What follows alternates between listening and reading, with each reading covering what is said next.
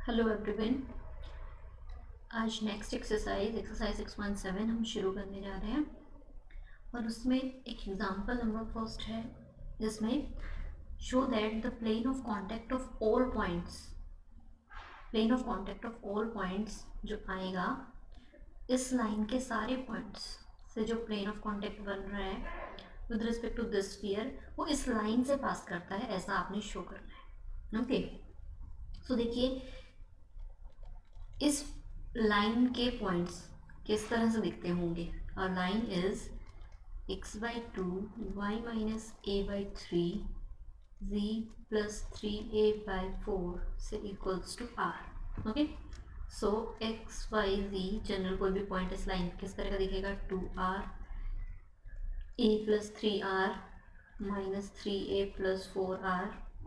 Okay, इस तरह का दिखेगा। Now the plane of contact of all the points, तो any point for different values of R, ये आपको डिफरेंट वैल्यूज देगा, ठीक है, किसी भी पॉइंट की जो इस लाइन के ऊपर होगा।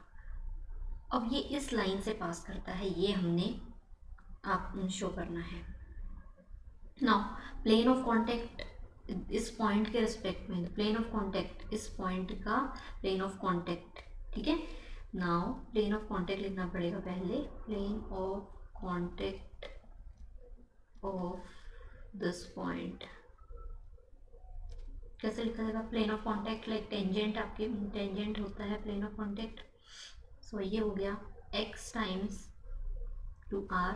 देखिए अगर आपके पास स्फीयर गिवन है x² + y² + z² is equals to a², okay, तो किसी पॉइंट से प्लेन ऑफ कॉन्टेक्ट अगर बताना हो और पॉइंट हो से x1 y1 z1, okay, then plane of contact होगा x1 y1 z1 is equals to a²। So likewise वो हमारे x1 y1 z1 की जगह पे ये पॉइंट्स है, मैं वो रख रही हूँ यहाँ पे, y times a + 3r1 z times 4r - 3a is equals to a²।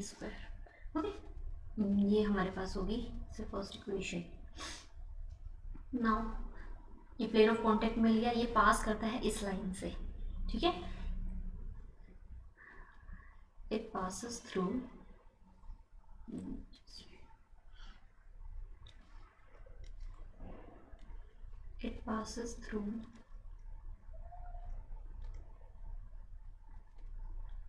this line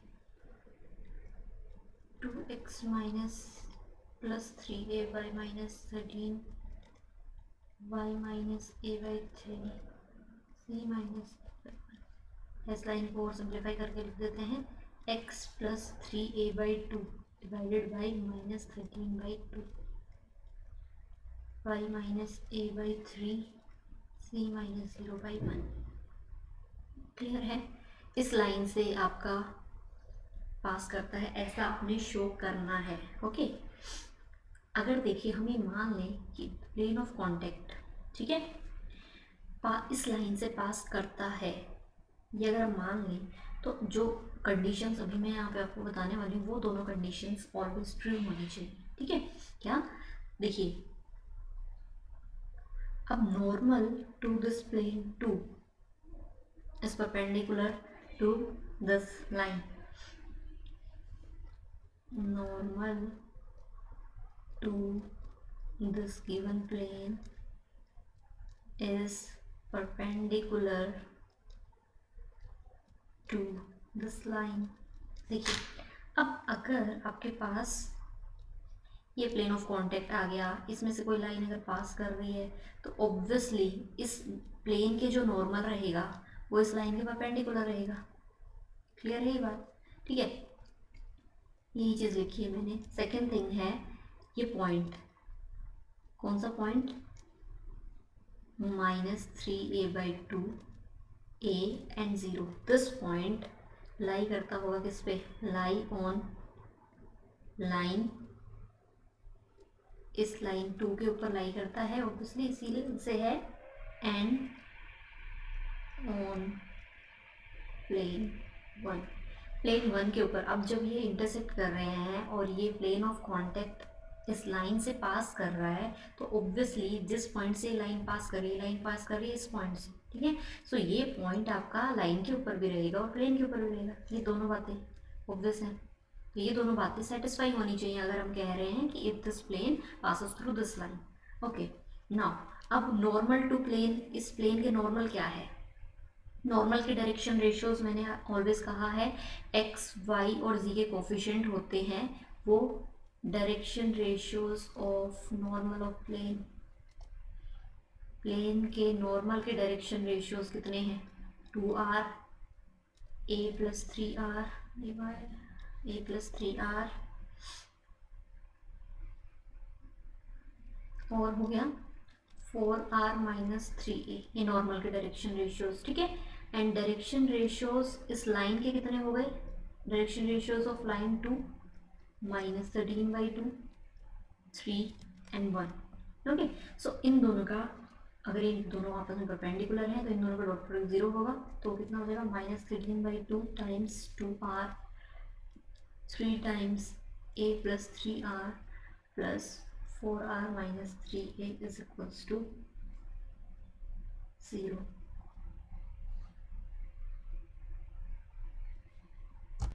okay, ये सिंप्लीफाई मैंने यहाँ पे किया है, तो ये आपकी लेफ्ट हैंड साइड भी 0 बन रही है, राइट हैंड साइड भी, मतलब फर्स्ट कंडीशन सेटिस्फाई हो रही है।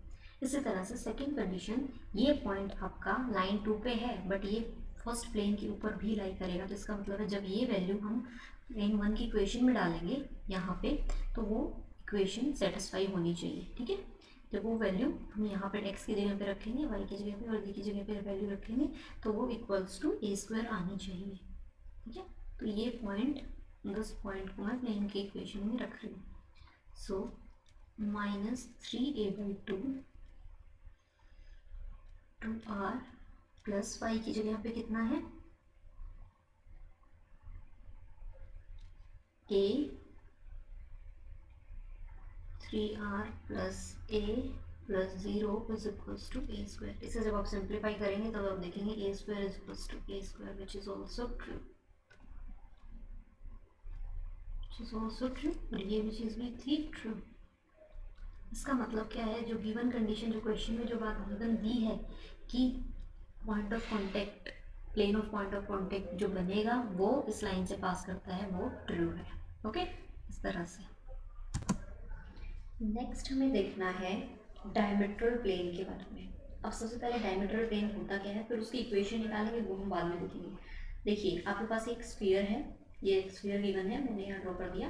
ठीक है, अब उस स्फीयर पे जब आप पैरेलल कोड्स डालेंगे, ये कुछ पैरेलल कोड्स मैंने यहाँ पे शो की हुई हैं, इन पैरेलल कोड्स के मिड पॉइंट से, ठीक है, जो प्लेन पास करता हुआ जाएगा, that is called as diametral, as simple as that. Okay, so अब सबसे पहले क्या करना है, हमने इक्वेशन निकालनी है डायमीट्रल प्लेन की इस स्फीयर के कॉरस्पॉन्डिंग। ठीक है, तो इक्वेशन ऑफ पैरेलल कोड्स, ये जो पैरेलल कोड्स मैंने ड्रॉ की हैं, लेट इनकी equation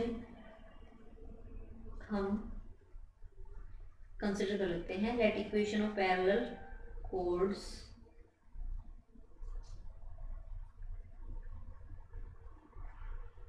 B parallel to this line.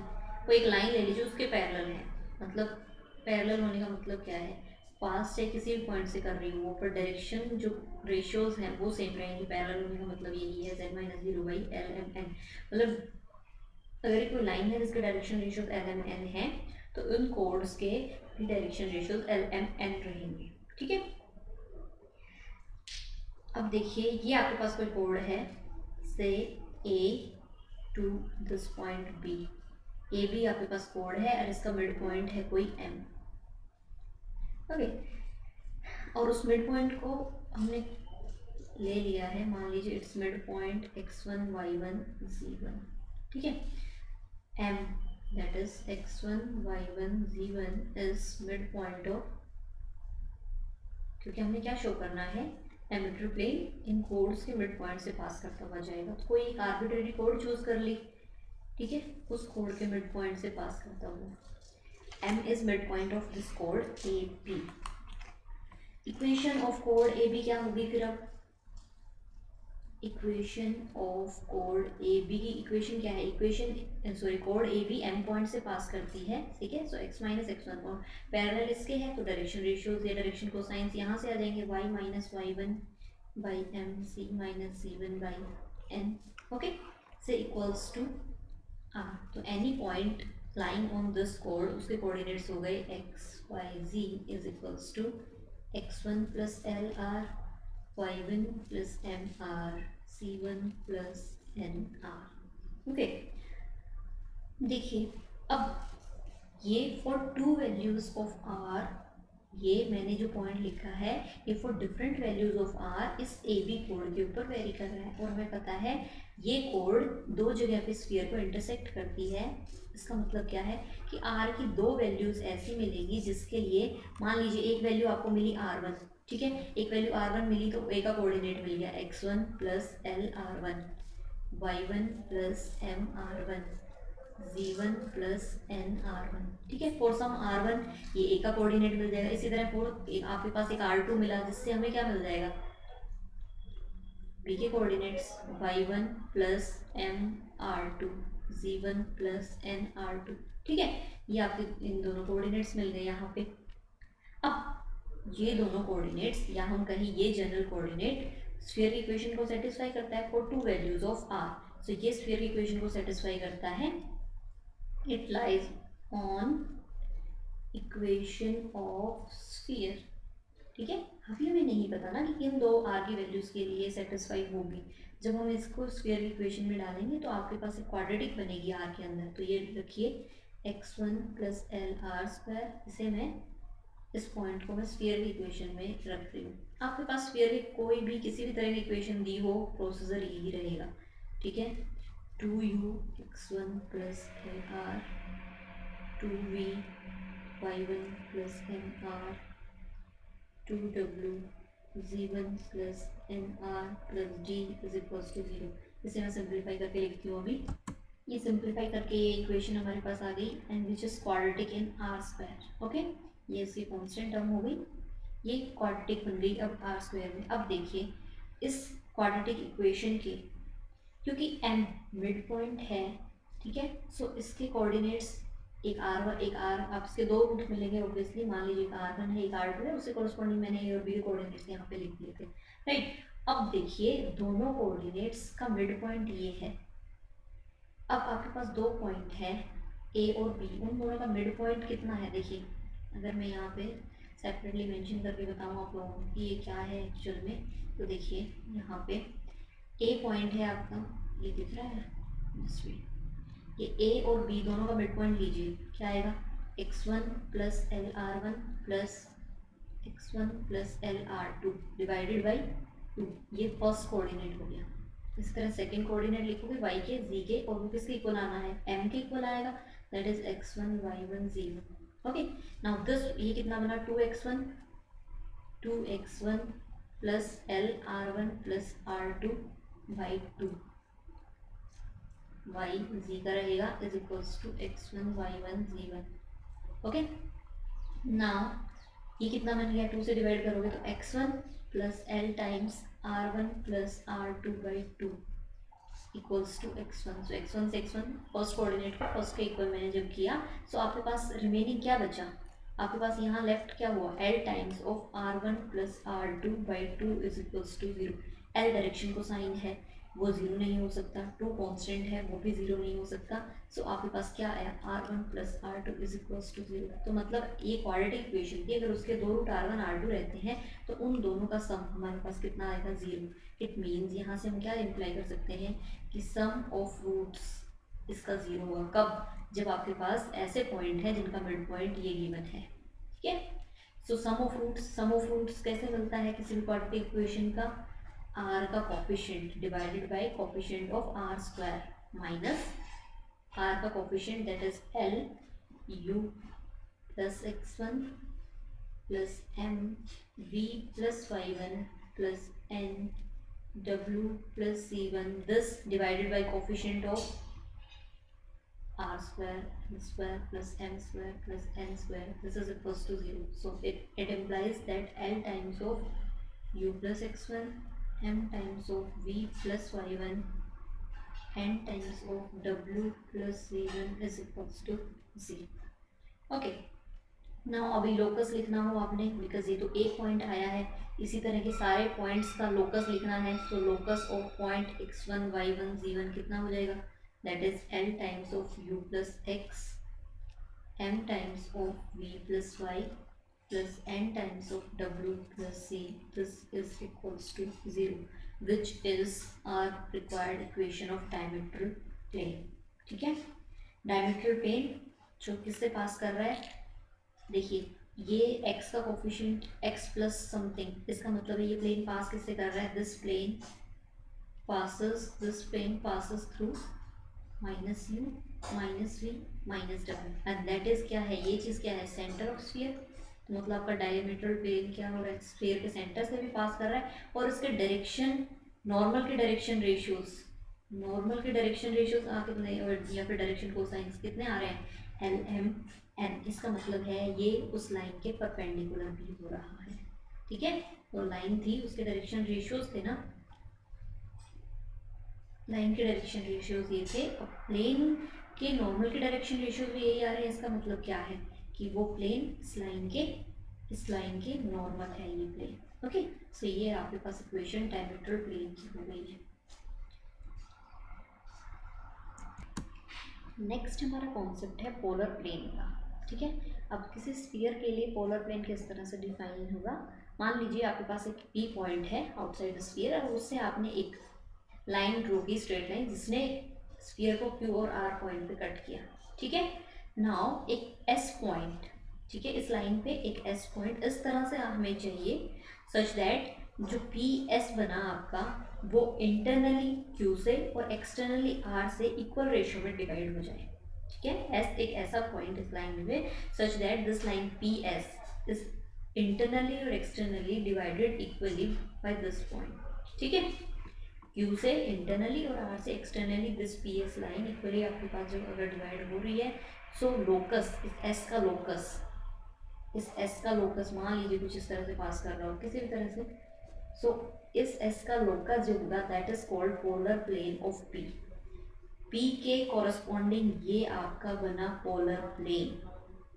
ठीक है, अब ये इस पोलर प्लेन के कॉरस्पॉन्डिंग जो पॉइंट बना दैट इज कॉल्ड एज पोल, जो एक दूसरे के रिस्पेक्ट में बोला जाता है। पोल है उसके रिस्पेक्ट में पोलर प्लेन है होगा, और कोई पोलर प्लेन है तो उसके रिस्पेक्ट में कोई पोल ना हो सकता। ओके, ये चीज़ है हमारे पास। सो अब इक्वेशन ऑफ पोलर प्लेन हमें निकालनी है, वो हम देखते हैं नेक्स्ट। आपके पास ये स्फीयर गिवन है, ठीक है, और उसके उसमें पोल दिया हुआ है आपके पास, this point x1 y1 z1 पोल है, और ये स्फीयर आपके पास गिवन है। ठीक है, सो इस पोल के corresponding equation of polar plane आपने बतानी है। सो मान लीजिए S point P S equation को क्यू और आर इंटरनली और एक्सटर्नल सेम रेशियो में कट करेंगे, तो आपने क्या करना है, लोकस ऑफ एस जो दिखाना है that is our required polar plane. So उस पॉइंट एस को हमने मान लिया एक्स वाई जी। नाउ अब कोई पॉइंट उसको k इज टू 1 रेशियो में डिवाइड कर रहा है, किसको, पी एस को। सो क्यू पॉइंट के कोऑर्डिनेट्स क्या हो जाएंगे, कोऑर्डिनेट्स ऑफ क्यू पॉइंट और आर पॉइंट, क्योंकि उसी अकॉर्डिंग रहेगा वो, k x plus x one divided by 1 plus k y plus y one divided by 1 plus k z plus z one divided by 1 plus k. ये किसी भी point के coordinate है जो उसको k इज टू 1 रेशियो में divide कर रहा है। अब ऑब्वियसली ये point lies on sphere, this point lies on given sphere.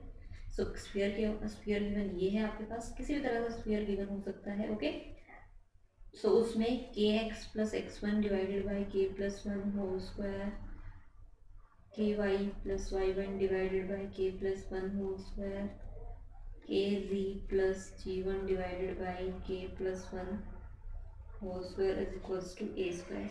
इसे सिंप्लीफाई करना है, वो सिंप्लीफाई करके होगा ये हमारे पास, ये हमारे पास आ गया, सिंप्लीफाई करके क्वाड्रेटिक इक्वेशन के हमारे पास आ गई है।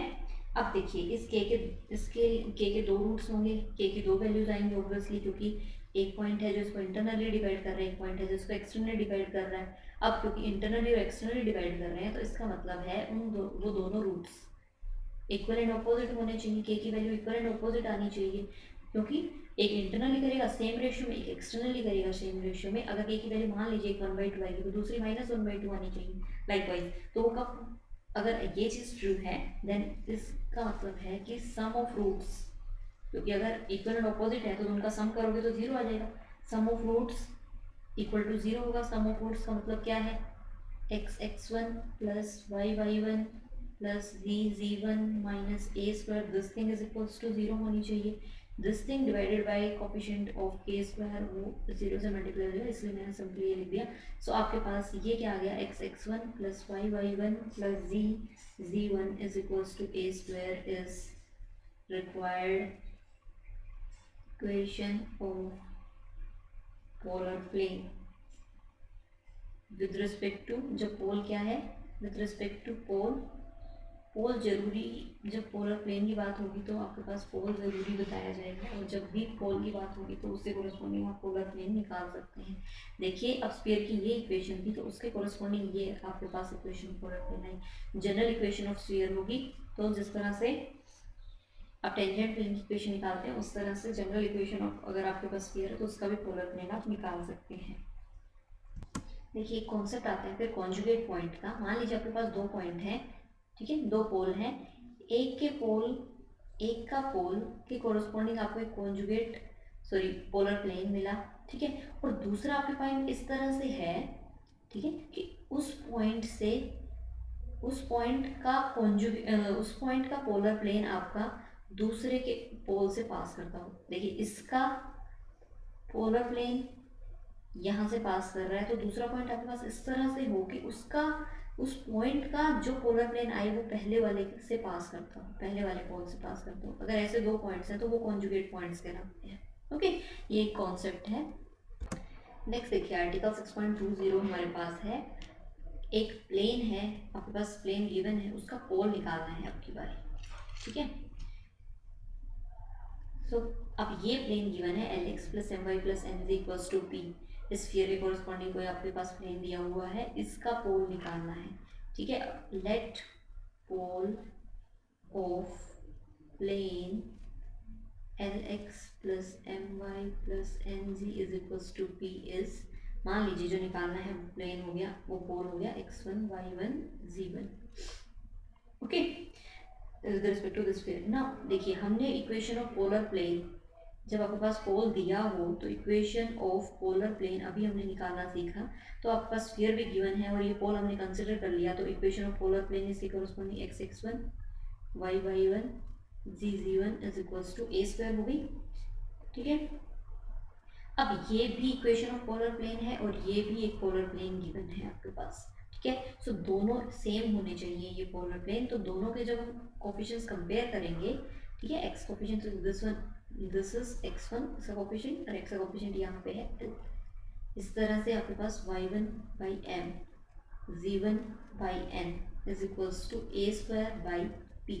तो यहाँ से आपके पास x1 की वैल्यू कितनी आ गई, x1 फर्स्ट और लास्ट इक्वालिटी से a square l by p, y1 is a square m by p, c1 is a square n by p। सो आपके पास इक्वेशन पोल कितना आ गया, p से जैसे रिप्रेजेंट करते थे a square l by p, a square m by p, a square n by p। ये इस पोलर के कोरस्पॉन्डिंग आपको एक पोल मिल गया है, ठीक है। नेक्स्ट देखिए 6.22 आर्टिकल है equation of polar of a line, ठीक है। अभी तक पोल के कोरस्पॉन्डिंग पोलर प्लेन देख रहे थे, अब लाइन से कैसे हम देखेंगे वो देखना है। मान लीजिए ये आपके पास लाइन है एंड से इज इक्वल्स टू आर, इस लाइन का कोई एक जनरल पॉइंट ले लो, उससे क्या कर दीजिए वो पोल बन जाएगा उसके लिए, और उसके कोरस्पॉन्डिंग क्या निकाल दीजिए आप, पोलर प्लेन निकाल दीजिए। तो अब any point line on this line वो किस तरह का दिखेगा, X Y Z is equals to x1 plus LR y1 plus MR z1 plus NR। ये आपके पास कोई पॉइंट हो गया, ठीक है, पोल हो गया। This is any point on this line, ये लाइन अगर 1 है, on this line 1, now polar of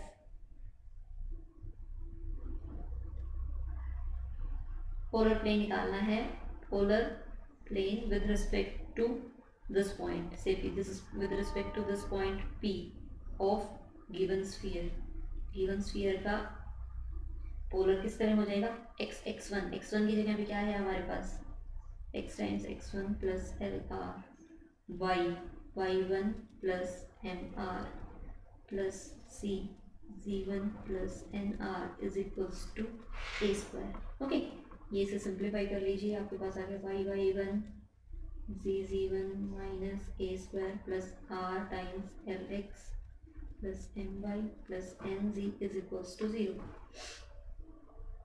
देखिए, for different values, for all values of R, for all values of R, ये किस किस लाइन से पास करती है, दिस, इस लाइन के बारे में बात कर रही हूँ, x1 plus y1 plus z1 minus A square is equals to 0 और lx plus M Y plus N Z is equals to 0।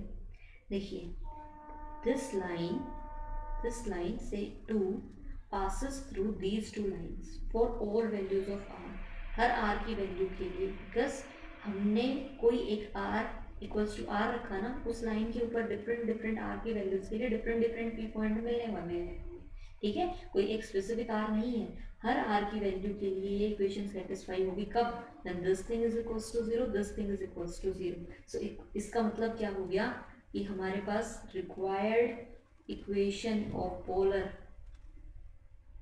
Of given line, जो गिवन लाइन थी उसकी रिक्वायर्ड इक्वेशन ऑफ पोलर किस किस से मिलने वाली है, इन दोनों की हेल्प से मिलेगी हमें, x1 plus y1 plus z1 is equals to A square and lx plus my plus nz is equals to 0, इन दोनों को सिंप्लीफाई करने से मिलेगी।